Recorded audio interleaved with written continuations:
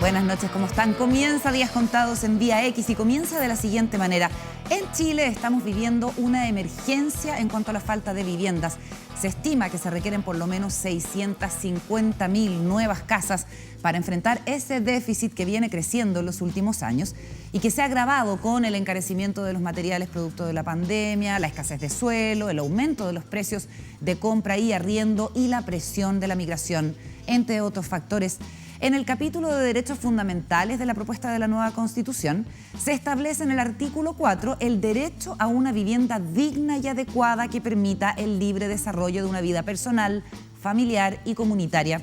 El encargado de consagrar este derecho será el Estado, que deberá tomar todas las medidas necesarias para entregar al menos la habitabilidad, el espacio y equipamiento suficiente doméstico y comunitario, dice la norma. Además, facilitar la asequibilidad, la accesibilidad, la ubicación apropiada, la seguridad de la tenencia y la pertinencia cultural de las viviendas de conformidad a la ley. En el inciso 2 del artículo también se establece que el Estado deberá asegurar el derecho contemplando el espacio y equipamiento suficiente, doméstico y comunitario para la producción y reproducción de la vida. Eso es lo que establece el nuevo texto. En la actual Constitución, y a pesar de que el acceso a la vivienda quedó establecido como derecho humano en el Pacto Social y Económico de la ONU en 1966, no está establecido explícitamente. En ese sentido, es un logro que se ganó en el Pleno con 133 votos, pero varios temen que genera expectativas difíciles de cumplir.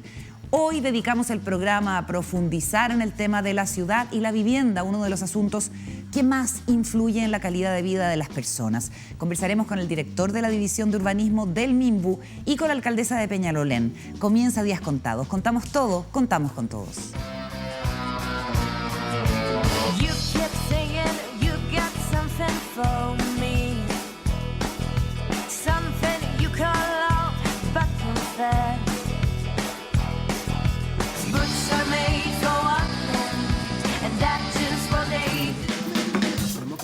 Estamos listos para empezar una nueva semana, listos y listas, acá en el mesón de Días Contados, junto a Paula Walker. Como siempre, ¿cómo estás, Paula? ¿Qué tal? Bien, buenas noches. Diego Montalva, ¿cómo estás? ¿Cómo estás, Carolina? Oye, yo decía que vamos a hacer este especial de vivienda y ciudad, porque es un tema que sin duda está sobre la mesa por cómo se ha conducido hasta ahora, por cómo hay que hacerle frente a la emergencia que estamos viviendo y por cómo eventualmente quedaría de aprobarse el texto constitucional.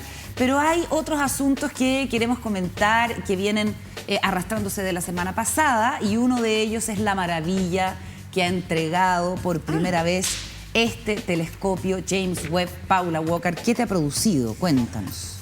Estoy súper... Yo tengo una fascinación por las películas y por los temas del espacio. Miren las fotos, por ejemplo. Pero ustedes saben que esas fotos no representan los colores reales. ¿No? No, esas fotos porque... A ver, el James Webb no es una persona, es un telescopio. Es un telescopio flotante que anda por el espacio y que se desplegó con todos sus lentes. Tiene un diámetro de 6,5 metros. Sus espejos están revestidos en oro. ¿En serio? Para que puedan durar... Se calcula que puede durar 20 años dando vuelta en el espacio. Y lo que hace es que nos trae las imágenes más remotas que tengamos acceso de los rincones del universo, pero sobre todo es como una especie de máquina del tiempo. Porque lo que estamos mirando aquí ocurrió más o menos hace 4.600 millones de años atrás. Increíble. Entonces, la tecnología del telescopio, que fue hecho con varios países y que costó la frivolera suma, aquí lo tengo, de algo así como 10.000 millones de dólares, echar a andar ese telescopio que lo ponen en órbita y se abre como una flor. Entonces se va abriendo y va... Y los colores, miren esa imagen es increíble, pero los colores son colores que tuvieron que ser retocados porque es infrarrojo y por lo tanto no arroja colores la imagen.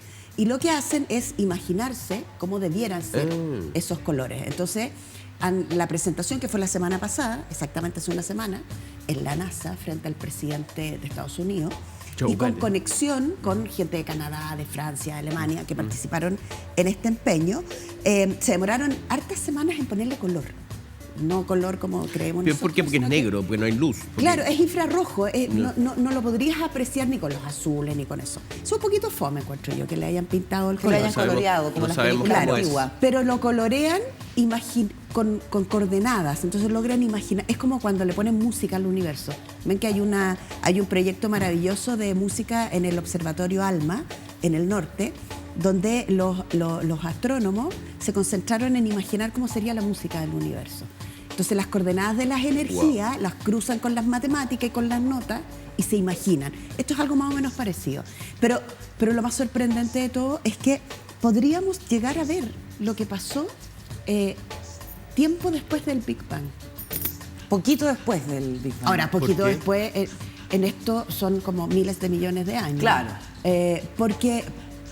Porque va acercándose al momento en que la oscuridad se transformó en luz. Chuta. Ahora, todo esto, yo repito cosas, me cuesta mucho imaginar en mi cabeza que estamos mirando 4.600 millones de años hacia atrás. Impresionante. Como Yo una estaba- máquina del tiempo en el fondo. Tal cual, yo estaba buscando el dato de cuánto costó y es una inversión multimillonaria que, por supuesto, empieza 10.000 a... millones de dólares. Ahí está, tú lo habías dicho. Porque si uno compara las imágenes del James Webb con las del Hubble, que era el otro telescopio, digamos, del que disponíamos hasta ahora, la diferencia es sideral. Así es que en ese sentido es plata muy bien gastada y esto es solo el comienzo, digamos. Ahora, un viaje de 1,6 millones de kilómetros desde la Tierra está orbitando el Sol en una región del espacio llamada segundo punto de Lagrange y el costo total del proyecto está en lo que decía la Pau, de las 10.000 millones de dólares, lo que convierte a este telescopio en una de las plataformas científicas más caras jamás construidas. Perdón, solo quiero poner la última frase. último grano. El último grano de arena. En ¿Viste el que fondo, dicen que es como si tú tuvieras un grano de arena y estiraras la mano? Eso es lo que estás viendo con esa imagen específica. ¿Ah, sí? ¿En serio? Que habría que con mis anteojos. Me los compré en MacGyver. Fueron 20 lucas. Muy clásica, muy Ah, sí. clásica. Oye, no, pero lo más increíble de todo es que este es un telescopio que está mostrando, esta es una frase que a mí me parece como, wow, la agonía del universo. Porque, ¿En serio? Porque son las muertes, De las estrellas. claro, es la luz que nos llega ahora, galaxias que ya- pero que ocurrió en su Hace miles de agonía. años, ¿no? ya. O sea, esto es de un nivel de abstracción. Pero la nuestra es una galaxia joven. El, O sea, existen- nosotros el- estamos partiendo. Y este programa, como diría la conductora, el existencialismo de Sartre es un... partiendo como nunca. Tú dices que este programa habías contado una especie de galaxia que Por supuesto. muy una joven. galaxia, que orbita. una galaxia de estrellas. Ya. ¿O no, Carolina? ¿Qué decías tú? No, que digo, el existencialismo de Sartre es un moco al lado. Claro, una de todo parte esto, de entera. esta discusión. Moco, a ti te tengo que Sí, ando con moco. Una lecera. Ese puesto mismo resfriado. Oye, y en un punto de nuestra galaxia está el planeta Tierra y en ese planeta el país más poderoso se llama Estados Unidos y esa es otra de las noticias que queremos comentar porque hay un asesor en seguridad nacional que se llama John Bolton, que es un súper mega veterano de la asesoría en materia de seguridad nacional de Estados Unidos. De hecho, asesoró a Donald Trump, que se manda un acto fallido. Yo no sé si tan fallido en realidad. Ex embajador, además. Ex embajador ante Naciones Naciones Unidas. Claro, por lo tanto, un hombre que oficio diplomático tiene. A ver, Ya. estaba siendo entrevistado John Bolton antes de ver el pedazo de la polémica por el asalto al Capitolio, ¿cierto? Que ha sido tema todos estos últimos meses por la investigación que se está llevando adelante en el Congreso estadounidense y que podría tener además implicancias legales para Donald Trump. Y entonces sale el tema de que Donald Trump, desesperado por tener que entregar el poder, se acerca a grupos de ultraderecha. Entonces, John Bolton como que le baja el perfil y dice, bueno, si tampoco, yo no creo que haya habido una planificación muy específica de este asalto al Capitolio, y el periodista le dice, bueno, tampoco hay que ser un genio para inventar un golpe. Y John Bolton dice, bueno, yo tengo experiencia planificando y desarrollando golpes de Estado en otros países y la verdad que requiere su nivel de complejidad. Veamos esas declaraciones.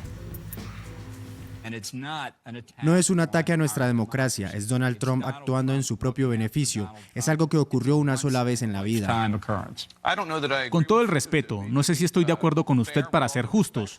Uno no tiene que ser brillante para intentar dar un golpe de Estado. No estoy de acuerdo. Como alguien que ha ayudado a planear golpes de Estado, no aquí, ya sabes, en otros lugares, requiere mucho trabajo. Y eso no es lo que hizo Trump. Solo iba a ciegas de una idea a otra. En última instancia, sí impulsó a los amotinados a ir al Capitolio. De esto no hay duda.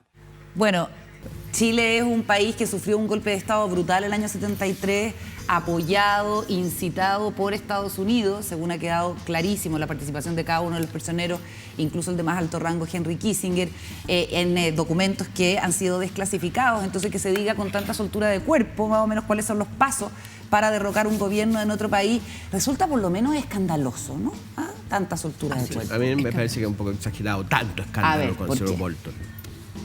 La Pau se ríe. Me encanta esta parte. Donde discrepamos. Quería escuchar. Oye. No, a ver, el señor Bolton, pelotudo. O sea, tiene que... yo creo que por tratar de... A ver, John Bolton es un tipo que a mí me tocó conocerlo cuando negociaba el Tratado de Libre Comercio con Chile y la señora Alvear. De hecho, la firma del Tratado de Libre Comercio entre Chile y Estados Unidos se produce con él como rostro de negociaciones. Mira. Y él es bien polémico, es un republicano que escribió un libro que destrozó a Trump. ¿Ya? Dijo que era el tipo más imbécil de la Tierra en términos de relaciones internacionales, que le había hecho todo mal. Y en su libro, que yo no he leído, pero que se hace mucha mención permanentemente y que fue tema cuando se publicó, que fue las negociaciones, o sea, cómo se había enfrentado el tema Venezuela, ¿no? Maduro, Chávez, fue bien polémico. Entonces lo que hace, yo creo que el señor Bolton lo que hace es tratar de explicar lo torpe que es Trump. Él dice, es tan tonto que como que él no tiene capacidad de planificación, él salta de un lado a otro, dice, en ese sentido. Ya, pero a renglón seguido dice, no como yo que tengo experiencia en planificación de golpes de Estado y no es una cuestión tan sencilla. Sí, pero lo que dice ahí es pero esa sola frase, imagínate que un funcionario diplomático chileno dijera, no, si esa es una cuestión sencilla, qué sé yo, quemar el metro, por decirte algo, no como planificar una intervención en otro país soberano para derrocar a su gobierno. Sí, pero es torpe en el sentido de que es lo que está diciendo, bueno, y él sigue diciendo que hay en su libro, se refiere a lo de Venezuela. Yo creo que es lo que trata, mira, es muy raro porque él está en una situación en donde trata de desprestigiar a Trump, diciendo que es tonto y que no tiene capacidad de planificación, y a su vez... Él comete una burrada. Claro, él comete una burrada, pero es de... Sabemos, además él se refiere a la oposición, de los problemas de la oposición venezolana, va en detalle con el caso venezolano. Me parece que es un poquito de exageración. Y respecto al tema de Chile, yo creo que sí, es verdad, Estados Unidos tuvo participación, pero en términos historiográficos, el golpe de Chile se produce principalmente por razones internas y lamentablemente, yo estoy absolutamente en contra del golpe de Estado.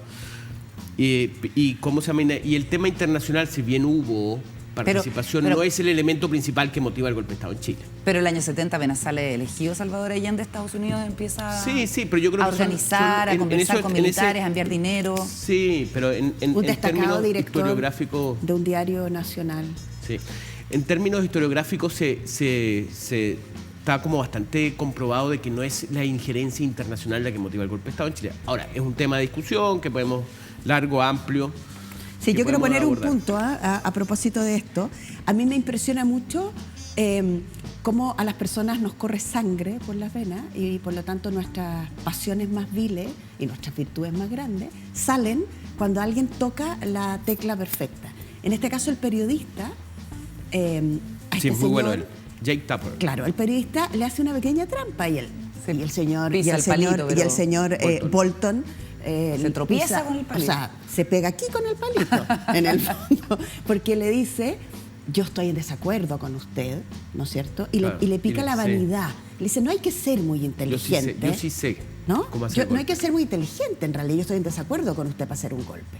Y al señor se le transforma la cara. Porque le pega la vanidad, claro, porque se debe considerar un hombre brillante, porque es hombre. Además. Y entonces dice, no. La testosterona. No, claro, la testosterona, como decía nuestra amiga Janet. Es una reacción neurobiológica. Completamente. Y él le dice, a ver. ¿Usted está hablando?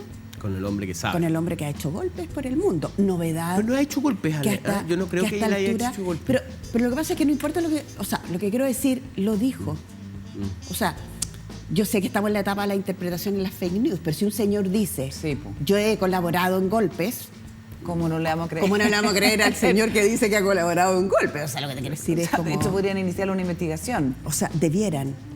Porque además, la diplomacia, que tiene muchos grados de cinismo, este nivel de sinceridad no la puede tolerar, pues. ¿Cómo vas a tolerar a un ex embajador de Naciones Unidas que te dice rampante y que se jacta de poder, o sea, de haber colaborado, no aquí, dice, por supuesto, no en Estados Unidos, por suerte, porque imagínate en el lío que se podría meter. Con las fantasías que hay en Estados Unidos sobre la muerte, por ejemplo, del presidente de Kennedy. Entonces, el señor está jugando, pero motivado por la vanidad. Por la vanidad. Si la vanidad es un pecado, como dice la película. Capital. Favorito. Quería decir, no, el presentador de CNN estuvo muy bien. Muy bien. Sí, él le saca esa maravillosa frase. Torpe. Yo creo que ya sí está retirado.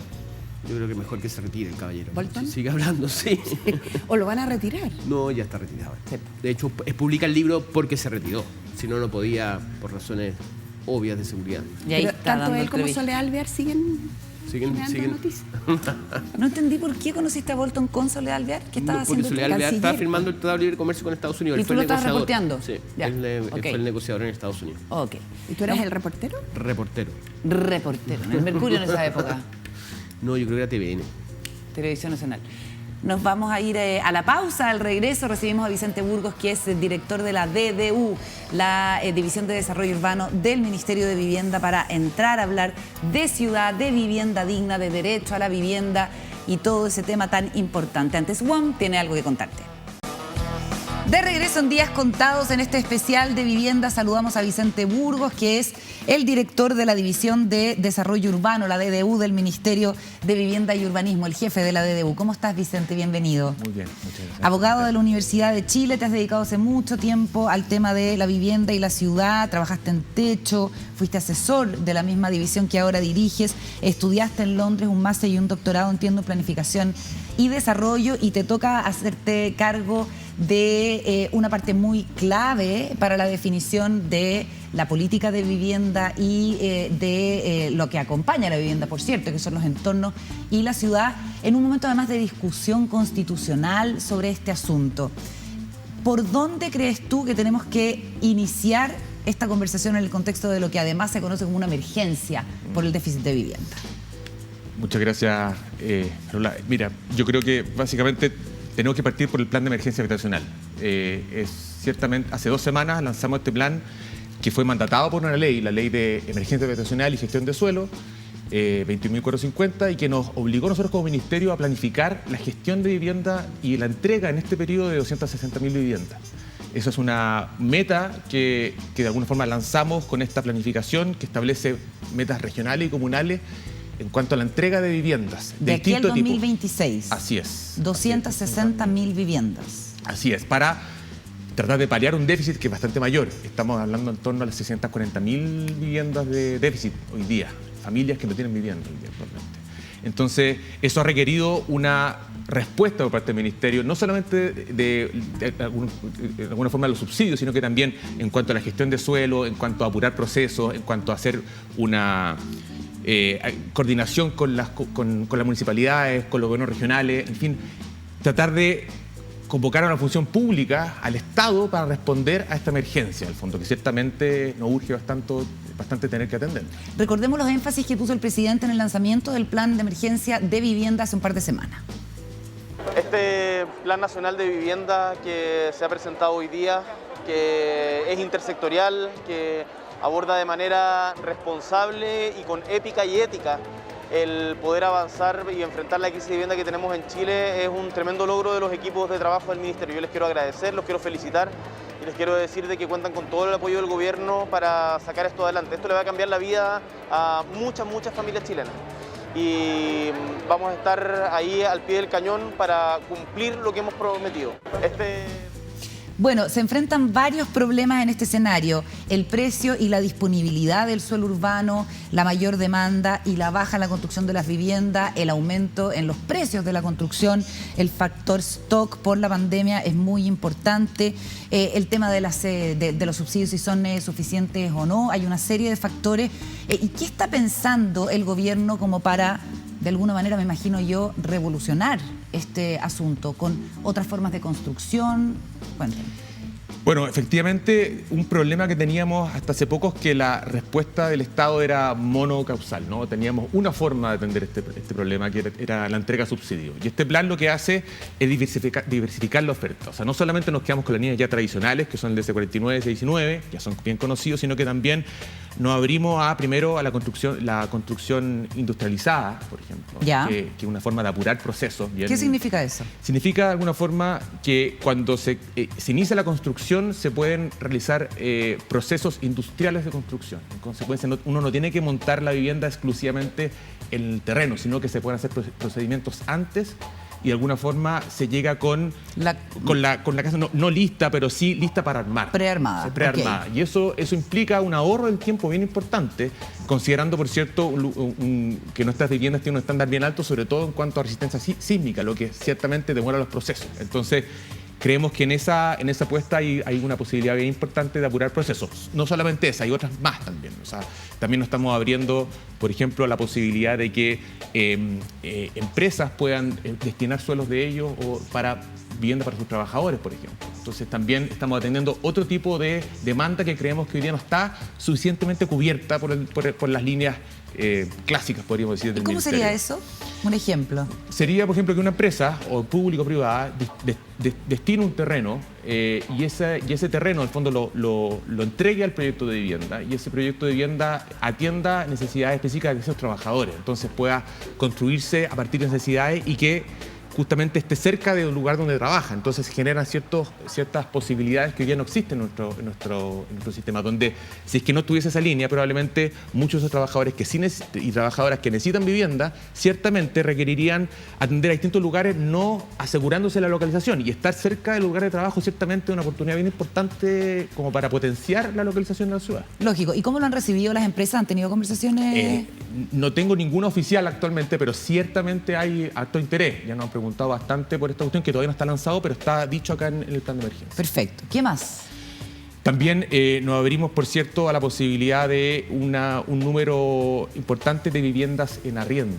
Esto es que los municipios puedan administrar, con el apoyo del ministerio, la construcción y posteriormente puedan disponer de viviendas para las necesidades que ellos encuentren en el territorio. Y esto dice relación no con reemplazar la vivienda en propiedad, sino que con dar una alternativa para muchas familias que lo que requieren es una solución más bien de urgencia, temporal. En el fondo hay gente que está recién moviéndose un lugar, hay gente que está de paso, está en una vivienda por un tiempo y hay algunas emergencias que tienen muchas veces con familias que lamentablemente se dividen, mujeres en estado de violencia intrafamiliar muchas veces que requieren lugares donde el Estado puede dar una respuesta. Ya, el punto es que entiendo que el problema eventual del arriendo es que la demanda sea mayor que la oferta y el que logra el arriendo se quede, digamos, se instale ahí y no tenga ningún incentivo para salir y es más, tenga incentivos para eventualmente subarrendar, ponte tú, de manera informal. Sí, esos son dos problemas bien clásicos de la vivienda en arriendo, en el fondo. Y ahí se requieren dos cosas. Primero, una autoridad municipal, por eso municipal, porque tiene que conocer las dinámicas del territorio, tiene que estar bien encima del proyecto. Entonces, si esto se hiciera a nivel central, probablemente tendríamos mucho más riesgo, pero si es que hay una municipalidad activamente participando, ciertamente va a estar más al tanto de las necesidades y ciertamente tratando de asegurar quiénes son las personas, las familias que requieren estar ahí. En cuanto a la estadía de largo plazo, bueno, ciertamente teniendo una política robusta también de vivienda en propiedad, ciertamente el incentivo, creemos nosotros, va a estar a que la vivienda finalmente sea una vivienda en propiedad en el largo plazo en otra vivienda y que esta vivienda bien localizada pueda de alguna forma tener un dinamismo mayor que justamente... O sea, que la persona tenga en el horizonte una vivienda definitiva. Así ha sido... entendía la vivienda arriendo en este plan. ¿Qué pasa, Vicente, con todos los terrenos fiscales que eventualmente podrían dar una solución a la construcción de viviendas habitacionales? Pensando también en esta idea del Banco Integrado de Suelos, que ahora tú me explicabas que está explícitamente en la norma constitucional sobre vivienda en el nuevo texto. Sí, así es. A ver, el suelo ciertamente hoy día es probablemente un desafío más importante en cuanto a vivienda, porque los precios están altos, porque el suelo es escaso, porque lamentablemente hoy día el subsidio normalmente no puede llegar a los precios que esté llegando el suelo. Entonces tenemos que hacer un plan de acción bien importante. Una parte de ese plan de acción del Banco de Suelo tiene que ver con disponer suelo bien localizado público a proyectos de vivienda. Eso implica un esfuerzo no solamente de nuestro ministerio, sino que de todos los ministerios, de cualquier organismo de la administración del Estado que disponga su suelo para este fin. Y eso también esta ley de emergencia habitacional dispone ciertas herramientas mediante las cuales nosotros podemos solicitar suelo bien localizado, apto para viviendas sociales, en coordinación con el Ministerio de Bienes Nacionales, que ha sido, junto con nuestro ministro Carlos Montes, ha habido mucha coordinación para poder detectar de manera correcta, rápida, cuáles son estos terrenos bien localizados. Porque puede haber un organismo del Estado que no quiera entregarlo, porque es parte de su patrimonio, porque... O sea, no es tan fácil, me imagino. O sea, nuestra idea es que este plan de emergencia se va a convocar. Y en muchos casos, el convocar va a ser tratar de encontrar formas de que ese suelo se disponibilice para proyectos de vivienda bien localizados. Porque, y esto es bien importante, estos suelos generalmente están bien localizados. Y cuando nosotros invertimos en suelo bien localizado, estamos haciendo una inversión mucho más eficiente. Estamos gastando menos plata en el largo plazo. Ya. Porque estamos apostando a buena localización, buenos colegios, servicios. Cuestiones que cuando no están bien localizados, el Estado va a tener que gastar. Lógico. Eventualmente. Entonces, ¿qué pasa con los terrenos, ponte tú, de las Fuerzas Armadas? Ahí en la convocatoria del plan de emergencia también es a esos terrenos. Estamos trabajando en la detección de algunos terrenos. Nuestra idea es poder, ojalá en el corto plazo, ya hacer una solicitud más formal. Estamos ya en conversaciones con el Ministerio de Defensa. También se habla de aquello en la ley de emergencia, donde tenemos la facultad de solicitar algunos terrenos del denominado patrimonio de afectación fiscal. Hay hartos terrenos bien localizados. Tenemos que apuntar justamente a este tipo de terreno. Pero solicitarlo. No sí. Y con esa facultad de solicitarlo, ¿las ramas de las Fuerzas Armadas tienen la obligación de cederlo? No tienen la obligación. No tienen la obligación. Creemos que la lógica pública del plan de emergencia va a lograr convencer altas voluntades. Ya, se requiere alta diplomacia en eso, entonces. Sí. ¿Ya? ¿Y quién está llevando adelante esas conversaciones? El ministro... el propio ministro Montes. El propio ministro Montes, con la ministra Javiera Toro también están muy involucradas en el asunto. ¿Qué pasa con las empresas constructoras que se han especializado en construcción de vivienda social, que cumplen con los estándares que el Estado les exige, que son estándares que no son bajos, como tú mismo decías, por la situación sísmica de nuestro país, en fin, y que están en crisis por lo que decíamos, la falta de stock de materiales, el aumento en el precio de los proyectos, sencillamente no les están dando los presupuestos? Eso efectivamente es un problema bien importante que estamos enfrentando, no solamente en cuanto a la vivienda, cualquier tipo de obra que acá nuestro ministerio está enfrentando hoy día en una nueva realidad. Estamos hablando de aumentos de precios muy altos. El plan de emergencia indirectamente toca algo. Nosotros tenemos que ejecutar estas 260.000 viviendas. En consecuencia, tenemos que encontrar la forma de que esas empresas que trabajan con nosotros, que trabajan con nuestros subsidios, puedan llevar a cabo su objetivo. ¿Y eso significa más transferencia de plata, extensión de las boletas de garantía? Estamos intentando de que lo primero que podemos apurar es nuestra gestión para poder sacar adelante esta vivienda. Ciertamente, algunos casos específicos, pero no generalmente, sino que algunos casos específicos vamos a tener que realizar efectivamente revisiones en cuanto a cuánto cuestan esta vivienda y cómo podemos de alguna forma apoyar a las empresas, pero no podemos hacer una suerte como de llamado general. Ahora sí, en concreto, hace 2 meses el Ministerio, en el caso de los DC-19, que son las viviendas, el proyecto de vivienda social y territorial integrados, sacó una resolución que de alguna forma ajustó los precios y permitió revitalizar bastantes proyectos que de alguna forma habían sido dejados de lado. Entonces, ciertamente estamos atendiendo esa necesidad, pero no es llegar y cantar en el fondo. Hay que hacer bastantes evaluaciones porque en el fondo tenemos que asegurarnos de que la plata esté bien ejecutada. ¿Y esto que tú mencionabas de la industrialización del proceso de construcción de las viviendas podría ser las más baratas? Eso creemos también, en el fondo, que la ejecución de vivienda, los tiempos, si uno gasta menos tiempo en ejecutar una vivienda, ciertamente hay gastos que se ahorran. Claro. Gastos generales que se ahorran. Ahora, ciertamente eso también implica hacerse cargo de otro punto, que es la gestión de suelo. Y la gestión de suelo también apunta a que podamos aspirar a suelo bien localizado, no tan caro. Y eso, de alguna forma, también pretende atender el problema del precio de la vivienda de esa forma. ¿Cómo ve la DDU la problemática de las tomas con la legislación actual, que después de determinada cantidad de horas ya no se puede expulsar a la gente? Hay una necesidad, pero también hay mafias, hay control territorial y podríamos decir que el caso emblemático es el del empresario Alejandro Correa en Concón, donde todavía, y a pesar de la intención de la familia de eventualmente poner a disposición de la autoridad ese terreno para que se haga un proyecto de vivienda social que dé solución a las personas, no se puede sacar a la gente. Ahí tenemos un problema bien importante. Yo creo que primero hay que distinguir. el fenómeno de los campamentos, y esto lo ha dicho el ministro, de estos últimos años distinto al campamento que trabajábamos hace 10, 15 años, donde había organización y de alguna forma había una intención de, no sé si apurar, pero de consolidar una vía a la vivienda propia, muchas veces en otro sector. Lo cierto es que hoy día tenemos campamentos que responden a otra lógica, a una lógica, como dices tú, de control territorial, derechamente, donde el Estado le cuesta mucho entrar muchas veces. Para eso tenemos que, eso no puede ser una responsabilidad de nuestro ministerio. Ahí tenemos que actuar ni de como los Estado. privados. No, a propósito de esa controversia entre el ministro y la hija de Alejandro Correa. Valentina Correa, que trabaja en Techo, donde tú trabajas. Sí. O en la Fundación para la Confianza. Ahí creo que trabaja. Sí. No, si yo conozco, el caso a mí me parece bien dramático. Súper dramático. Yo estoy poniendo el extremo, digamos. Sí, yo creo que ese caso, el fondo nosotros tenemos que siempre cerciorarnos de que los terrenos donde ejecutamos proyectos de vivienda social estén bien ubicados. Y eso es una responsabilidad no para nosotros, no solamente con los dueños de terrenos, sino también con aquellas personas que van a terminar viviendo en ese lugar. Ahora, hay casos específicos que tenemos que revisar bien de tomas que se trata derechamente de puras segundas viviendas. Ese es un problema que excede claramente a nuestro ministerio, donde nuestra intención es reducir el déficit habitacional. Y para eso, por ejemplo, estamos con un programa que se llama Construyendo Barrios, que pretende en este plan de emergencia radicar cerca de 300 campamentos. Pero son campamentos que llevan mucho tiempo en ciertos lugares y que de alguna forma se han consolidado y son terrenos que pueden ser disponibilizados para una radicación. Esto es, que no estén en una área de riesgo, que el riesgo pueda ser controlado, y también, en el fondo, que haya una ligazón con la zona, que haya organización, que haya capacidad del Estado de invertir. Por ejemplo, hay muchos campamentos donde esa va a ser la apuesta. Perfecto. Radicarlos, no erradicarlos. Sí. Para aprovechar por ejemplo, dame un Manuel ejemplo. Bustos, por ejemplo, que es un campamento bien conocido en Viña del Mar, bien grande, y donde el Estado ha trabajado mucho, ciertamente.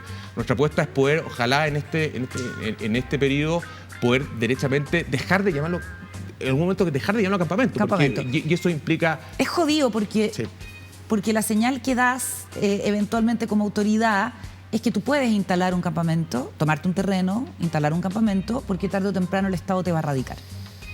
Sí, es una cuestión que hay que tratar con harto cuidado, pero ciertamente el campamento Manuel Bustos es un campamento bien conocido que lleva ahí 20, 25 años. El Estado ya decidió de alguna forma hace mucho tiempo trabajar y radicar. La pregunta es que seamos eficientes en ello. Y para eso hoy día tenemos que superar muchas barreras, porque radicar, efectivamente hay muchas ciudades de Chile que se han conformado en cuanto a la radicación, no podría decir, ¿no? Sectores grandes de Santiago, sectores grandes de Valparaíso, pero hoy día cumplir con el estándar normativo que nos exige esa radicación es mucho más alto, porque tenemos que hacernos, en el fondo, el país hoy día tiene otra condición para responder a esa situación. En consecuencia, la capacidad que tengamos de traducir esas necesidades en algo que cumpla con nuestro marco legal es más complejo, y en eso estamos hoy día. Vicente, otro tema, parcelas de agrado. ¿Qué pasa con las parcelas de agrado? Porque es un tema de preocupación para el Ministerio de Vivienda. Bueno, ahí el ministro y el secretario lo han dicho. Una suma de decisiones individuales en cuanto a la ampliación de ciudades es la peor forma de planificación urbana. Y lo que está sucediendo es que un fenómeno que sabíamos que existía hace mucho tiempo, han habido varios proyectos de ley que han intentado tratar de acotar el tema de las parcelaciones, explotó estos últimos 3 o 4 años. Explotó ya sea por los retiros, explotó por la situación de la pandemia, gente que se aburrió de vivir en un departamento y decidió buscar otra opción. Y lo cierto es que hoy día esa situación de decisiones individuales ha hecho que muchas ciudades como Puerto Vara, como Valdivia, entren en ciertos colapsos. Y esos colapsos tienen que ver con que son gente que vive en torno a la ciudad, o sea, vive en la ciudad, pero fuera de ella en una vida más bien sustentable, así supuestamente. Y eso hace finalmente de que esté en crisis de alguna forma la expansión urbana y también otros sectores que han sido invadidos por estos lotes. Lotes construidos, nosotros entendemos que son alrededor de 70.000 viviendas. Pero parcelación estamos hablando más de 150.000. 150.000 parcelas. Entonces tenemos un problema bien importante. ¿Y qué es lo que estamos...? Por ejemplo, acá andaba con una foto, perdón, pero en el fondo que lo mostró la Municipalidad de Puerto Vara la semana pasada, un seminario que hicimos. Déjala firme ahí, porque la cámara te va a seguir y te la va a mostrar. ¿Eso es Puerto Vara? Mira, aquí está la zona consolidada urbana de Puerto Vara, y todo esto son parcelaciones. Todo eso. Todos son parcelaciones que de alguna forma no tienen servicio, no tienen equipamiento, tienen autos que van a cargar esta ciudad. La basura la botan en los mismos vertederos que tiene Puerto Varas. ¿Y a quién le piden que vaya a buscar la basura? A la municipalidad. Entonces, de alguna forma, sobreexige cualquier tipo de red que exista para el municipio. Y los municipios no tienen la capacidad de reaccionar, porque también uno pensaría es deseable que lleguen nuevos habitantes, nuevos contribuyentes. O sea, no es malo en sí. No, pero hoy día la herramienta que tienen para de alguna forma captar y controlar el crecimiento son los planes reguladores. Pero esto ciertamente lo excede. Los planes reguladores lamentablemente se están demorando bastante. Están demorando entre 3 y 5 años en tramitación de un plan regulador comunal. Algunos llegan a 7. Y entonces nuestra capacidad pública para reaccionar de alguna forma ha sido sobreexigida. Y por eso el proyecto de ley que ha propuesto el ministro de suspender por un tiempo las parcelaciones dice relación con, no con cancelarla absolutamente para siempre, sino que con la idea de ojalá poder canalizarlas. Perfecto. A un sistema mejor planificado, en el fondo. Sí, lo hablábamos en el seminario de la semana pasada. Es legítimo querer vivir en una zona rural. Yo eso no lo puedo discutir. Pero no es o creemos que hay una complicación bien importante cuando esa vía rural se hace no planificadamente y se hace un poco en entornos urbanos. O sea, finalmente estás viviendo a partir de la ciudad. En consecuencia, creemos que ahí hay una herramienta y ahí hay distintas formas que se pueda regular esto. Esto no solamente ha pasado en Chile. Hay herramientas de planificación, herramientas de aprobaciones que ciertamente hoy día no están funcionando, están empezando a funcionar, pero ciertamente el marco regulatorio creemos que pegar una buena revisión. Los instrumentos de planificación urbana que pueden darles tantos dolores de cabeza a los proyectos, a los vecinos, a los alcaldes. A propósito de eso, Vicente, nos vamos a ir a la pausa. Al regreso vamos a estar conversando con la alcaldesa de Peñalolén, Carolina Leitao, porque el sueño de un alcalde es poder entregarle vivienda social a sus vecinos. Seguimos hablando de vivienda en Días Contados.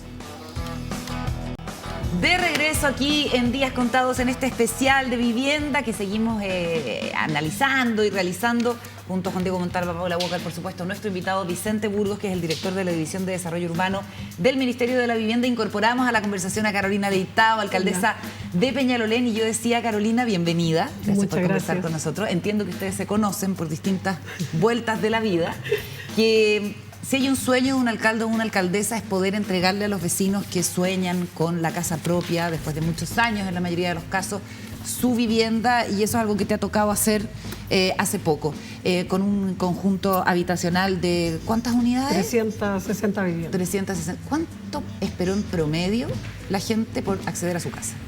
A ver, en Peñalolén hace tiempo venimos trabajando una política de vivienda muy coordinada con el Ministerio, con el Serviu, en todos los gobiernos que han pasado. Pienso, yo soy alcaldesa, este es mi tercer periodo, y yo partí trabajando con Claudio Rego cuando era alcalde en la gerencia de vivienda, por lo tanto llevo mucho más años en esto, y hemos desarrollado una política permanente de compra de terreno, de gestión con los propietarios para conseguir esto y para que el Ministerio los compre y después nosotros ejecutar, ya sea como entidad patrocinante, como EGIS, o que la gestione otras ejes.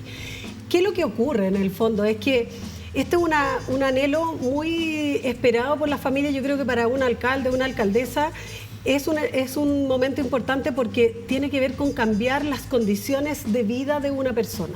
Cuando tú conoces las realidades de la gente, cómo vive hacinada, allegada, compartiendo piezas, compartiendo espacios, compartiendo en un mismo sitio, viviendo en una pieza de 3x6 o 3x3, una familia completa, y tú te das cuenta de esa realidad, dices, bueno, esto tiene que cambiar. Y lo peor de todo es que además por esa pieza pagan 200, 300 mil pesos, a veces sin baño, sin nada. Entonces, ¿cómo nos preocupamos de que la política de vivienda finalmente dé cuenta de una realidad?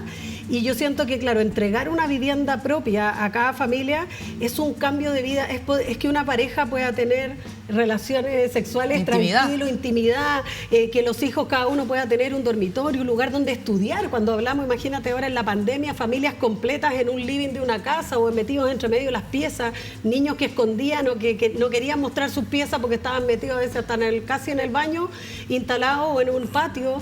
Entonces eso tiene que ver con calidad de vida, tiene que ver con algo que es bien profundo, pero principalmente también porque las personas dura mucho tiempo esta espera. En este caso, este proyecto es más emblemático, el de Antupirén, porque este es un proyecto que tuvo dificultades en el camino, porque La promesa de compraventa con el propietario se firmó el 2009 y después vino el 2011 el plan regulador que se perdió y que por lo tanto no permitió iniciar y comprar el terreno. Después lo compró porque se votó en contra, se hizo un plebiscito y se perdió por distintas razones, por el tema de vivienda social, pero también por otros temas que iban involucrados. La convivencia.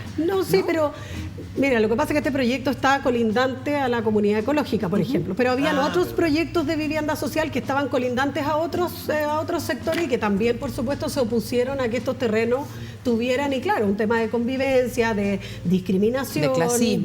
Sí, yo creo, finalmente, y se pierde el plan regulador. Y eso, cuando yo asumo como alcaldesa, tengo que asumir el compromiso de reiniciar un proceso de discusión de plan regulador, y esto es el 2011. Y después viene el 2016, nosotros modificamos nuevamente el plan regulador y uno de los vecinos, tres vecinos del conjunto, impusieron un recurso de protección y pararon el proyecto. Y la obra estuvo paralizada. Y después vino la pandemia, nosotros retomamos con otros recursos, con el Servio, etcétera, se retomó, pero después vino la pandemia, estuvo nuevamente paralizada. Entonces, finalmente fueron 11 años que pasaron para poder entregar este conjunto, que además tiene un estándar, que como lo decía uno de los dirigentes, le decía, mire, familia, acá, aparte del tamaño de la vivienda, no tiene nada que envidiarle ni a Chicureo, ni a una cosa, nosotros queremos lo mismo, y tiene un estándar que es una casa mediterránea, son casas y departamentos, porque se hizo un trabajo de hacer una conexión con lo que había al lado hay puras casas, por lo tanto... ¿Qué superficie tienen, alcaldesa, las casas? En este caso 56 metros cuadrados, entiendo por ahí, entre 56 y 58 metros cuadrados entre las casas y los departamentos. ¿Cuál es el estándar? La casa es ampliable, sí. Ampliable. Sí. O sea, el estándar ideal de metro cuadrado es discutible porque depende de la familia, pero lo que importa es que sean ampliables, creemos nosotros. De que haya la posibilidad de que se pueda seguir ampliando la construcción sin atacar la plusvalía de la vivienda, al fondo, porque si es que uno no tiene programada esa ampliación, muchas veces pasa igual, pero de manera no programada. Entonces, en este caso no es así, el fondo. Estos departamentos tienen 3 dormitorios, un baño, y en el caso de discapacitados que tienen metrajes más amplios de los baños, las puertas, etcétera, a veces tienen 2 dormitorios para poder tener espacios más grandes. Sí. Alcaldesa, buenas noches, no la había saludado. ¿Qué déficit habitacional tiene hoy día su comuna descontando la entrega que ustedes acaban de hacer de estas 300 casas y departamentos? Hay varios datos que andan circulando. A propósito del programa y de este plan de emergencia habitacional, salió un número que es más o menos coincidente con la cantidad de allegados que nosotros tenemos organizados, porque ojo que el déficit se calcula de distintas maneras. De hecho, hay instituciones, está Déficit Cero también, que sacó un ranking, y donde en general estamos hablando entre 6.000, 5.000, dependiendo. Hoy día allegados organizados hay más de 4.500 organizados, así como postulando, tratando de acceder a una solución, digamos, organizados en comité. Nosotros tenemos un consejo de vivienda donde tenemos a todos los comités involucrados en mesas de acuerdo a los años que se han ido incorporando. Por lo tanto, estamos hablando más o menos, así si uno dijera un número, pueden ser entre 5.000 y creo que en el plan de emergencia habitacional aparece como una meta de 7.500, pero de las cuales ya estamos construyendo más de 2.500. Nosotros ya estamos en construcción, nosotros llevamos un proceso de construcción que no ha parado desde hace más de 10 años.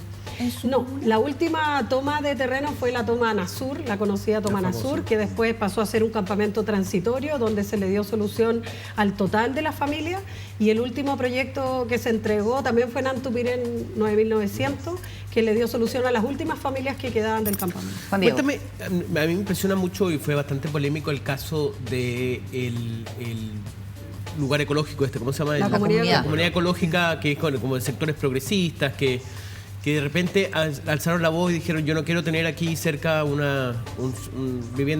soluciones habitacionales. ¿Cómo solucionas un conflicto de ese tipo social entre este sector que supuestamente era tan progresista, pero que hasta que le llegó su...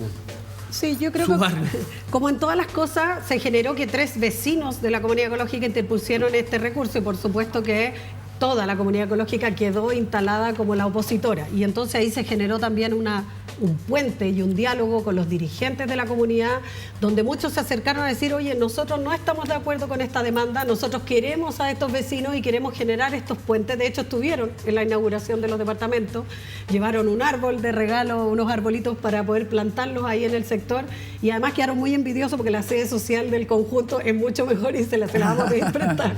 Pero en general es porque hay que generar puentes. ¿Y sabes por qué? Porque lo primero que hay que sacar aquí es el estigma y finalmente la discriminación como fuente de pensar que porque una persona viene a una vivienda social va a venir de determinado sector. Y yo le decía, oye, cuando alguien, no solo en la comunidad ecológica, en cualquier lado, si tú te compras un departamento, ¿tú crees que al que viene al lado tú le vas a pedir el certificado antecedente el que viene al lado? Oye, podría ser cualquiera de los que hoy día están con clases de ética o qué sé yo qué, podría ser tu vecino. Entonces uno dice, mira, aquí en todas partes... En ese caso también sería grave que fuera tu vecino. Por supuesto, pero me refiero que en todas partes pasa. Y por lo tanto no es la excepción, pero tampoco es la regla. Entonces hay mucha discriminación que pone como por delante. Aquí tenemos familias, adultos mayores, familias trabajadoras. De hecho, hoy día el gran problema que tenemos con la vivienda social es el tema de los estacionamientos, porque antes la gente no tenía auto. Hoy día muchas personas son su herramienta de trabajo, entonces hacen tremendos esfuerzos para tener su autito, para poder movilizarse, etcétera. Entonces, el tipo de familia que hoy día tenemos postulando vivienda social, por supuesto que es distinto al anterior. A los que vimos en otros años, que eran personas con más años, que llevaban más tiempo esperando. Hoy día son familias más jóvenes, con varios hijos. O sea, también ha cambiado la configuración de la persona, del tipo de familia que postula. Del postulante, y eso también requiere una adaptación de la política. De la autoridad. Déjame preguntarle, Carolina Vicente, porque estamos en un momento constitucional donde se consagra en la propuesta de nueva constitución el derecho a la vivienda digna y a que el entorno también sea propicio, a la ciudad, tal cual. Algo que hasta ahora en el texto constitucional no estaba explicitado. De hecho, se ha venido gobernando el tema de la vivienda por decreto desde la dictadura, si no me equivoco, Vicente. ¿Cómo ves ese cambio y qué pasa con las expectativas que se pueden generar respecto del cumplimiento de ese derecho? Yo creo que es una tremenda oportunidad. Es una tremenda oportunidad porque de alguna forma nos permite a nosotros establecer un cronograma para discutir en serio la vivienda y dejarla como una política de Estado. Efectivamente, como tú dices, hoy día la vivienda se regula por decretos.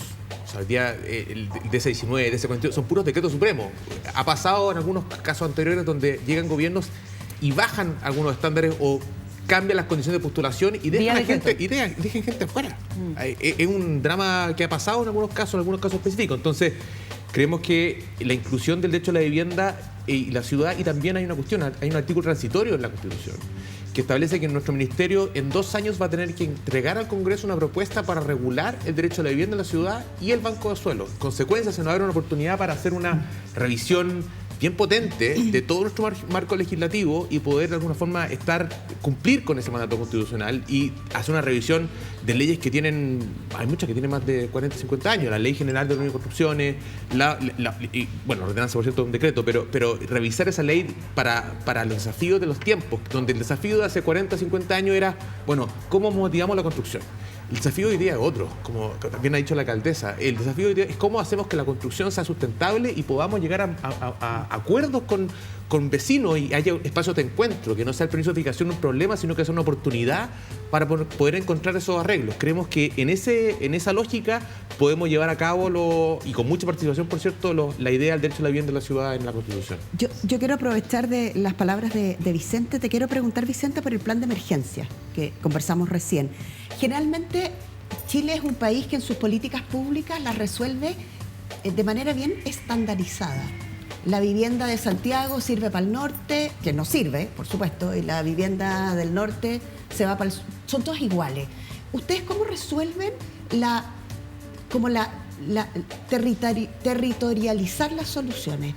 ¿De qué forma este plan de emergencia es capaz de trabajar con las regiones, con las especificidades que tienen las regiones climáticas, de cultura, obviamente de situación de migraciones, de etcétera? Pertenencia.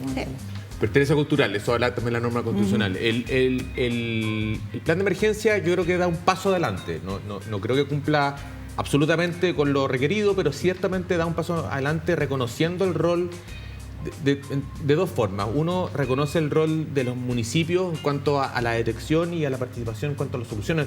Abre la posibilidad, por ejemplo, del arriendo, en algunos casos céntricos creo que es bien importante.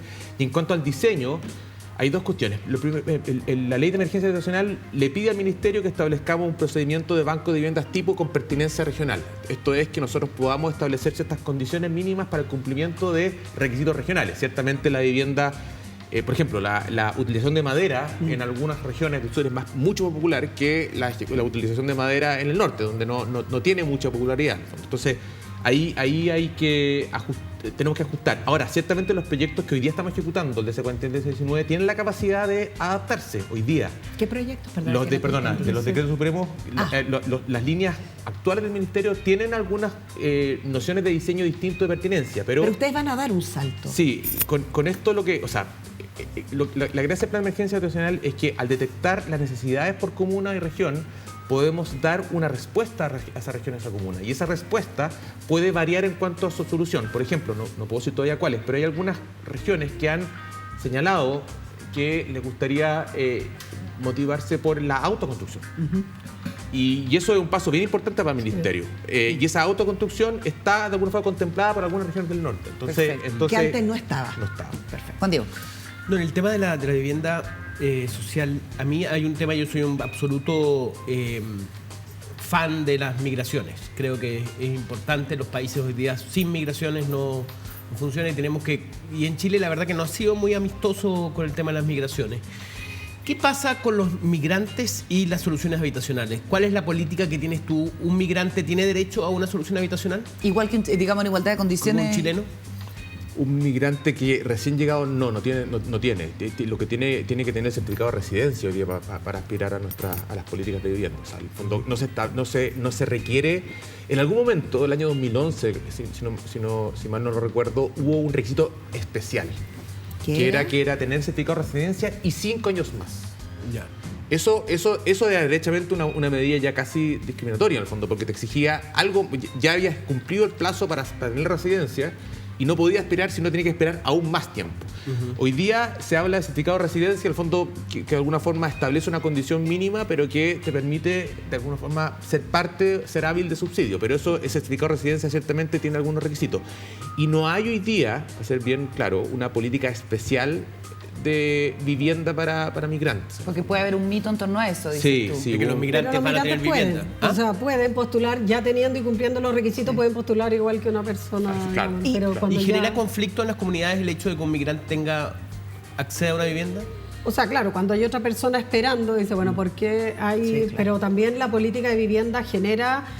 por ejemplo, puede postular, en el caso de las personas tienen que postular en grupos familiares, pero hay excepciones. Los adultos mayores pueden postular solos, las personas con reconocimiento de la CONADI como indígenas pueden postular solos, por ejemplo, no con grupos familiares. O sea, hay algunas excepciones. Entonces, todas esas excepciones siempre provocan de alguna manera como conflicto, pero yo creo que eso se resuelve en la medida que tampoco es masivo hoy día, sino que más bien son algunas personas que llevan muchos años viviendo acá y que por lo tanto tienen el mismo derecho a hacerlo. Y el factor migrante, ¿cómo se ha vivido? Perdona, Paula, en la comuna, en todos estos años que tú eres alcaldesa, has visto cómo iba aumentando la población migrante, ¿no? Sí, absolutamente. Bueno, nosotros lo visibilizamos primero en nuestros colegios municipales. Yo creo que la matrícula pública se salvó con la migración en su minuto. En Santiago, porque iba en caída absolutamente libre y llegó un minuto que se estabilizó y uno empezó a mirar que la cantidad de personas migrantes que llegaban a nuestros colegios municipales y eso empezó como a estabilizar la matrícula. Así lo notamos al principio. Obviamente después ¿Eso es bueno o es malo? No, es absolutamente bueno. Por eso, nosotros tenemos colegios que hoy día tienen la multiculturalidad como algo que es parte de la vida de los niños. En la educación se genera todo. Se genera la tolerancia, el respeto. O sea, cuando tú convives en una sociedad plural, democrática y donde hay diversidad, yo creo que no hay nada mejor para la educación de un niño en la diversidad. Por eso que nuestro país está tan segmentado, está tan... muchas veces la élite estudia en lugares distintos que el resto y por lo tanto se generan guetos de verdad para ambos lados donde tú generas muchas divergencias porque la gente no vive en la pluralidad, no vive en la diversidad. Y cuando tú vives en la diversidad te das cuenta que el mundo no es como tú crees que es, sino que aquí hay múltiples oportunidades. Carolina, quiero volver al tema de la educación pública, de cómo iba... en bajada, porque yo pienso que puede tener una relación con el tema de la vivienda y eso les quiero preguntar. En distintos lugares hay escuelas públicas que se empezaron a cerrar, justamente porque no tenían la matrícula que requerían para funcionar. ¿Se ha pensado y están pensando ustedes en utilizar infraestructura que hoy día, puede ser que en tu comuna no, pero en otras comunas sí, como establecimientos educacionales que pudieran reformarse, adecuarse o transformarse en espacios que puedan ir resolviendo la crisis habitacional de manera transitoria? ¿Está dentro de los planes, Vicente? Está dentro de los planes utilizar terrenos públicos que hoy día no se están utilizando para proyectos de vivienda, ya en distintas formas, donde el Estado de alguna forma pueda mantenerse de alguna forma como propietario o derechamente en el régimen normal, que es entregar una vivienda en propiedad. En el caso de terrenos que ya no son utilizados por educación, infraestructura generalmente, por lo que hemos indagado, no es pública esa infraestructura. Muchas veces tenía que ver con infraestructura de colegios subvencionados, muchas veces que no eran privados. La verdad es que nosotros estamos haciendo un mapeo de todos los terrenos públicos y nos hemos encontrado con otros terrenos públicos, no tanto los de educación, para serles sincero, lamentablemente, porque efectivamente nosotros tuvimos una idea parecida de que son lugares generalmente muy bien ubicados, en sectores consolidados, y que además, y ahí aprovecho de decir una facultad que tenemos nosotros, tenían uso de suelo habitacional, uso de suelo de equipamiento educacional. Entonces no eran tan importantes para el mercado. Y nosotros hoy día, a partir de la ley de emergencia, tenemos la facultad, que hay que usar con mucho cuidado, por cierto, de cambiar la normativa de manera más rápida. Hoy día siempre la tuvimos, pero hoy día tenemos una herramienta podemos hacerlo de manera más rápida. Entonces hoy día los serbios tienen la capacidad de comprar suelo estratégico. Y para eso estamos hoy día mapeando distintos terrenos, públicos o privados. ¿Con cuánta gente mapean? Hoy día estamos haciendo un trabajo bien importante, es que de partida no solamente nuestro ministerio, está el Ministerio de Bienes Nacionales, nosotros tenemos un equipo consolidado de gestión de suelos que el Ministerio de alguna forma había incipientemente hecho, pero que hoy día tenemos un mandato y esperamos un mandato constitucional de poder hacer esta gestión de suelo. Y eso creemos que es bien importante. El suelo, de alguna forma, el suelo y la gestión de suelo público había sido un poco dejado de lado por el Ministerio. Hubo un banco de suelo hace muchos años, pero fue progresivamente eliminado porque de alguna forma era un espacio, lamentablemente, muchas veces un espacio para la corrupción. Sí, pues. Entonces, para la corrupción. Sí, claro, porque...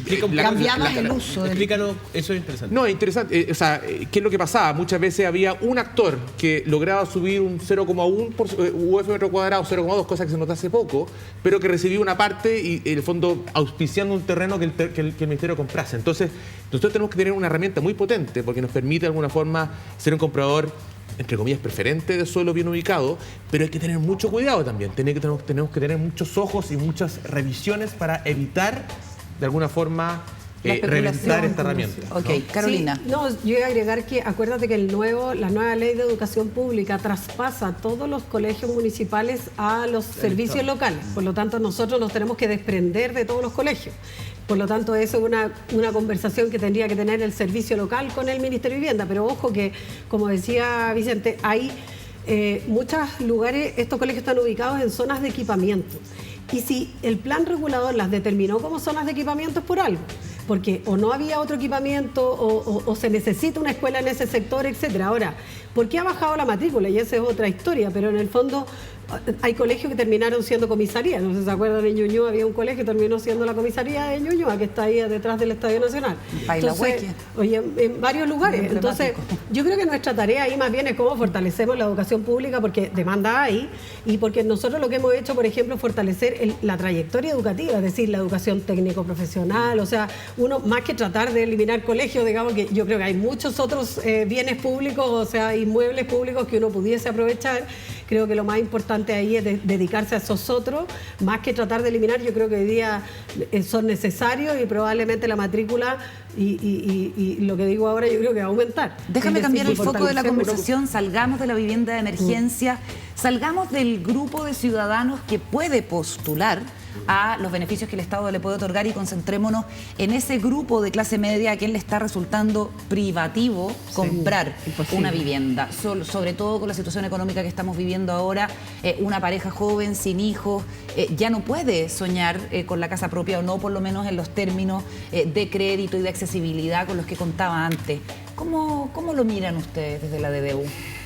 Es una situación bien compleja porque efectivamente hace par de años estaba en una situación bien ideal para comprar vivienda y con un fenómeno bien específico, que era tasa muy baja y una buena oferta habitacional. Hoy día tenemos menos oferta y más encima tenemos tasa mucho más alta. Entonces, yo creo que ahí hay 2 o 3 temas bien importantes. El primero tiene que ver con analizar bien cuál es el impacto que está teniendo un nuevo formato de negocio inmobiliario que tiene que ver con el arriendo. Y cómo ese arriendo de alguna forma ha impedido que algunas personas que antes podían comprar vivienda en sectores bien ubicados, hoy día se encuentran con que esa oferta no está dirigida a ellos, sino que está dirigida justamente al que compra para arrendar. Eso ciertamente es un tema bien que incipientemente hemos tratado, pero creo que hay que analizarlo. ¿Por qué distorsiona eso el mercado? ¿Por qué disponibiliza menos casas para la compra? Porque de alguna forma, antes yo tenía un desarrollo inmobiliario. Por ejemplo, pensamos que soy un inmobiliario por un segundo. ¿Ya? Por un segundo. El sueño del pibe. Si yo tengo un terreno y quiero sacarle la mayor liquidez posible, ¿no? Entonces busco la normativa urbana, altura, densidad. ¿Y qué pasa con él? Yo saco 30, 40 unidades suficientes para familias. Pensemos en una unidad de 2 piezas, por ejemplo. ¿Ya? Y 40 unidades y tengo tal resultado. Generalmente, si tomo ese mismo edificio y lo divido, lo parto aún más y lo hago en piezas de una pieza, para arriendo voy a poder sacar más unidades probablemente y mi negocio inmobiliario va a ser mucho más atractivo, mucho más rentable. Entonces, para mí, lamentablemente hoy día no tenemos una forma de incentivar o de mandatar a que ese desarrollo inmobiliario tenga que cubrir necesidades habitacionales y muchas veces esa oferta se va al arriendo. Como hay en otros países. Efectivamente. Ahora, lo que pasa es que en otros países generalmente el Estado está muy metido en el asunto del arriendo. En el fondo no conversa con la demanda, eso es lo que Eso es lo que estoy tratando de decir. En el fondo, sí, perdona. No, solo que aquí, a ver, yo creo que los instrumentos del Estado, yo creo que en el tiempo que llevo de gestión pública y de política, uno tiene que aprender que los instrumentos tienen que estar al servicio de las personas y no al revés. Entonces, a veces la gente se enamora de los instrumentos, que crea, que idea, y yo creo que tiene que estar al revés. En este caso, yo creo que la política... Explícame eso. Que, por ejemplo, en el caso de la política de vivienda, tiene que adaptarse a las nuevas realidades, porque lo que queremos es que la gente tenga vivienda y tenga mejor calidad de vida. ¿Es eso propiedad sobre la vivienda? Quizás no. Quizás hay un intermedio, quizás la propiedad es después de unos años, quizás hoy día estamos acostumbrados y la gente quiere su vivienda propia porque no tiene alternativa. A nosotros nos pasa con los allegados en general, que si no tienen el 40% en el registro social de hogares, ellos dicen somos muy pobres para el banco y muy ricos para el Servio. Claro. Porque el banco no les da crédito para comprar una vivienda y el Servio no les va a dar una vivienda sin deuda. Y lo otro que está pasando es que las viviendas sin deuda son casi iguales a las viviendas con deuda y que pagas un crédito hipotecario por 20 años o 30 años por una misma vivienda de la misma calidad y de la misma. Entonces, y lo otro que está pasando es que yo entrego una vivienda que tiene un valor y ese mismo día esa vivienda se valoriza al doble. O sea, si esa persona después quiere comerciar, ahora tiene varios límites, son 20 años, etcétera, pero, por ejemplo, lo que dio origen las casas, ¿se acuerdan usted cuando se hablaba de las casas Chuy, porque eran de colores, que fue la que dio solución al campamento Nasur? Esas casas hoy día no las puede comprar una persona con subsidio. Porque están valorizadas, porque el día que las entregaron ya no costaban 12, 20 millones de pesos, hoy día valen 40, 45, 50 millones, por la ubicación, por todo. Entonces, y lo polémico de las casas Chuy es que eran muy chicas, ¿o no? Es que lo que pasa es que eran viviendas que podían crecer.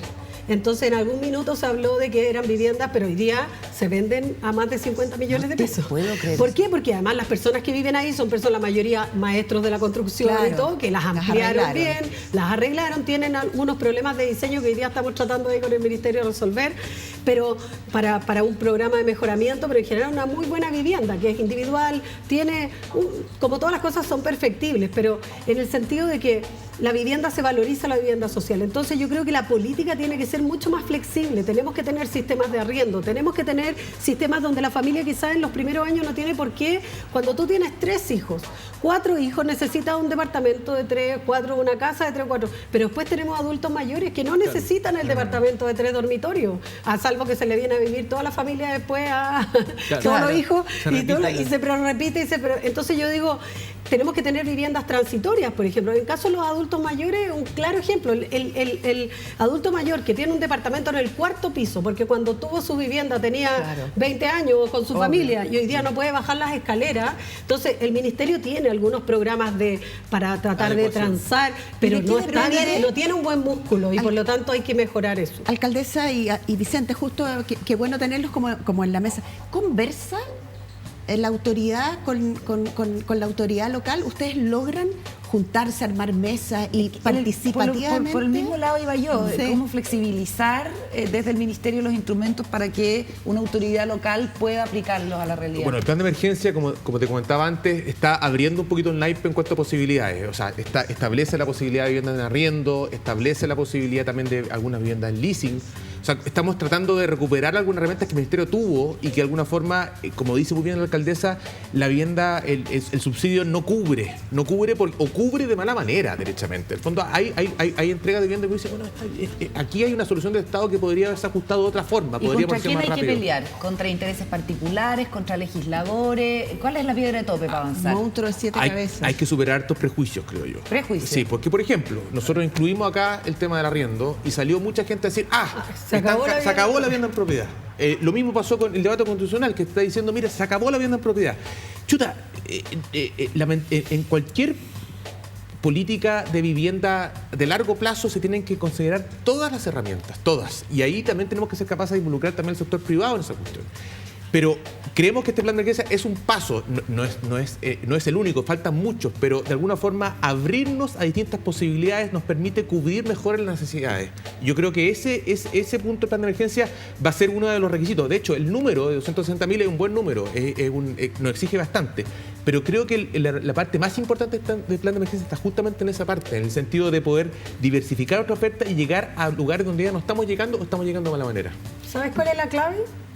Y esto como que algunos se atreven a decirlo, hay que recuperar el rol protagónico del Estado. Esto es una política pública como la salud. Cuando uno dice, oye, el sistema privado, la ley de mercado, no logra resolver eso porque tiene otros incentivos. Por lo tanto, aquí hay que recuperar el rol. El Estado se fue deshaciendo del tema y de hecho dejó de prestar porque el crédito que prestaba el Estado nadie lo devolvía, entonces el Estado no quería desalojar familias que no devolvieran los préstamos estatales, entonces se lo pasó a la banca privada y así, pucha, si hay que hacer un desalojo no es el Estado. Yo creo que hay harta cosa ahí hay que buscar mecanismos para que la gente cumpla, para que todo, pero yo creo que el rol del Estado tiene que ser mucho más protagónico porque el mercado no lo resuelve. ¿Te gusta la norma constitucional en ese sentido? Sí, absolutamente. Aprueba, Carolina Leitao. Aprueba esa norma absolutamente. Aprueba la nueva Como estamos en horario nocturno, puedo decirlo porque no estoy en horario de trabajo. Sí, ojo, porque estamos bien, nos tienen así cortitos. Pero yo creo que justamente en el ámbito más de vivienda la participación de los comités de Peñalolén fue bien importante en la redacción de esa norma. De hecho, quedaron el 85% de la propuesta, yo la suscribí en esto que se podía suscribir propuestas, yo suscribí la propuesta en el tema de vivienda, tal cual como quedó, y creo que el rol del Estado, y ojo, es el rol del Estado con alianza con los privados. Esto no es que el Estado se haga cargo de todo, no, aquí hay que hacer acuerdos y hay que decir, oye, mira, tú haces esto, yo hago esto otro, yo te doy incentivo, tú construyes, pero yo te doy el subsidio, pero yo te limito ciertas cosas, pero te incentivo por el otro lado y se pueden lograr resultados mucho mejores. Tengo una última pregunta para Vicente. Tenemos datos realizados o levantados por Techo que dicen que a nivel nacional es la Araucanía el lugar donde hay más campamentos y más familias viviendo en campamentos. Que más han crecido. Y que más ha crecido, efectivamente. Dice, se posiciona como la primera en el aumento de familias viviendo en campamentos. Después le sigue Arica y Parinacota y finalmente en la región metropolitana. Conversábamos antes que nos parece un dato tan curioso porque nos habríamos imaginado que la región metropolitana era la que más había aumentado, o el norte, que es el lugar por donde están pasando de manera tan profusa las personas que vienen de otros países. ¿Por qué no nos explicas este aumento de la Araucanía y qué tipo de familias son las que están en la Araucanía viviendo en campamentos? El aumento de la Araucanía es alto porque efectivamente en primer lugar habían menos campamentos. En consecuencia, cualquier crecimiento de campamentos debía ser potencialmente más alto. O sea, el número de la Araucanía en campamentos igual sigue siendo bajo si lo comparamos con las regiones con mayor déficit. ¿Por qué se produce ese aumento? Derechamente porque hubo una suerte de... hubo migración, como en toda región han enfrentado cierta migración, y la verdad es que la Araucanía tiene menos disponibilidad de suelos, y ese es finalmente el drama que está viviendo en aquella región, que el sentido de que las distintas Temuco y para las casas particularmente hoy día tienen alto déficit y tienen mala capacidad, tienen un plan regulador muy antiguo. Y tienen alta demanda. ¿Qué tan urbano?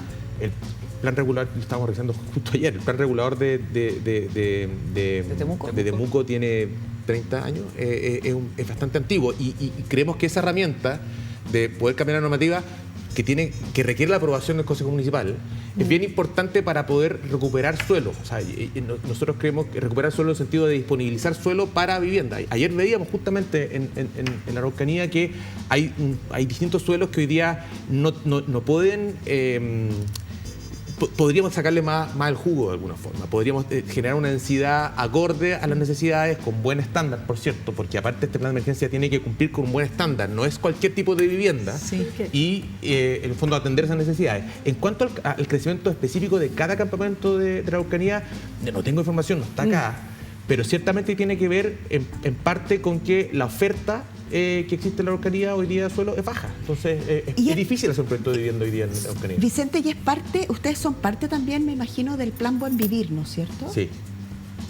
Ahí el Plan Buen Vivir nos ha exigido, a nosotros ahí particularmente, nos exigió algunas soluciones específicas, no solamente en cuanto a proyectos de vivienda, sino también a los proyectos más bien urbanos, particularmente el programa Pequeñas Localidades, que es un programa que nos permite a nosotros llevar inversión pública a sectores de menos de 20.000 personas, donde generalmente es difícil levantar proyectos.